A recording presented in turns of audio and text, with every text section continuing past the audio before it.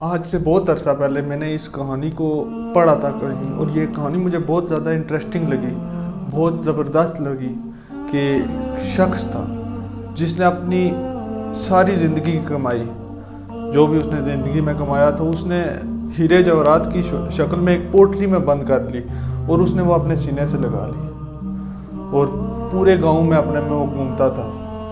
تو لوگ اس سے پوچھتے کہ یہ تم اس کا کیا کرو گے؟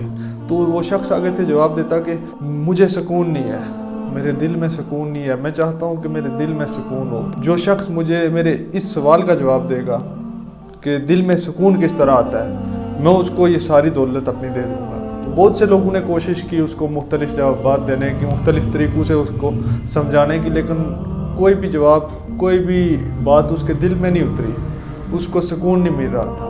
ایک بار وہ گزر رہا تھا راستے سے کہ ایک پاگل ادھر سے آیا، اس نے کہا کہ تم سکون ڈھونڈ رہے ہو، تم ایسا کرو کہ فلاں گاؤں میں جاؤ، فلاں گاؤں میں ایک شخص ہے جس کا نام ہے ملا نصیر الدین، تم اس کے پاس جاؤ، ہو سکتا ہے کہ وہ تمہیں تمہارے سوال کا جواب دے دے۔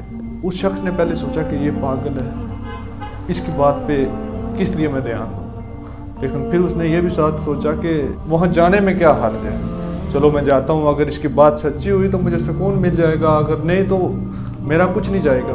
وہ شخص وہاں سے چلا جاتا ہے دوسرے گاؤں میں جہاں اس پاگل نے بتایا تھا کہ ملا نصیر الدین ہے۔ تو وہ اس گاؤں میں جا کے لوگوں سے پوچھتا ہے کہ ہم ملا نصیر الدین کدھر ہیں؟ لوگ اسے کہتے ہیں کہ وہ درخت تمہیں جو نظر آ رہا ہے اس کے پاس جاؤ، وہاں وہ بیٹھے ہوئے ہیں۔ وہ شخص وہاں سے ان کے پاس چلا جاتا ہے، اس درخت کے پاس جب جا کے دیکھتا ہے تو ملا نصیر الدین اس درخت کے اوپر اس کی ٹہنیوں پہ بیٹھے ہوئے ہیں۔ وہ شخص ان سے کہتا ہے کہ میرے دل میں سکون نہیں ہے، میں چاہتا ہوں کہ مجھے سکون مل جائے۔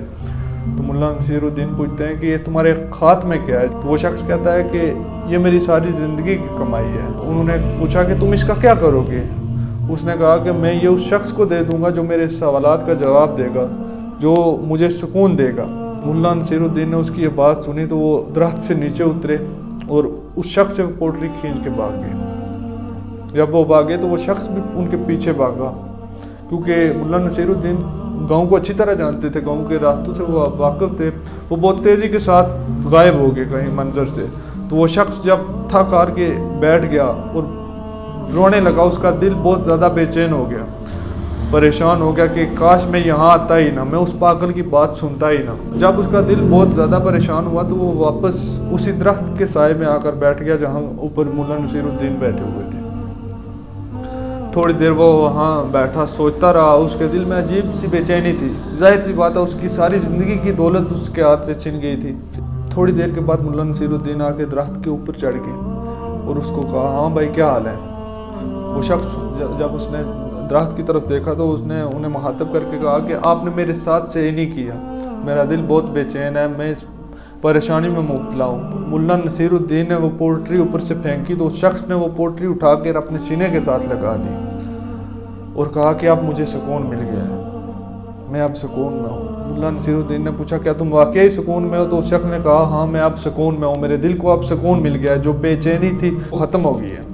اس کہانی سے کیا سبق ملتا ہے؟ اس سے یہ سبق ملتا ہے کہ ہم لوگوں کی زندگی میں بھی ہمارے پاس بہت سی ایسی چیزیں ہوتی ہیں جنہیں ہم روزمرہ اپنی زندگی میں استعمال کر رہے ہوتے ہیں، اور کچھ ایسے لوگ ہوتے ہیں جو ہماری زندگی میں ہوتے ہیں جن کے ساتھ ہم ہر روز مل رہے ہوتے ہیں، جن کے ساتھ ہم اچھا وقت گزار رہے ہوتے ہیں، لیکن ہمیں یہ احساس نہیں ہوتا کہ یہ ہمارے لیے کتنے اہم ہیں، کیونکہ وہی بات ہے جو چیز انسان کو زیادہ مقدار میں ملنی شروع ہو جائے انسان اس کی اہمیت کھو جاتا ہے۔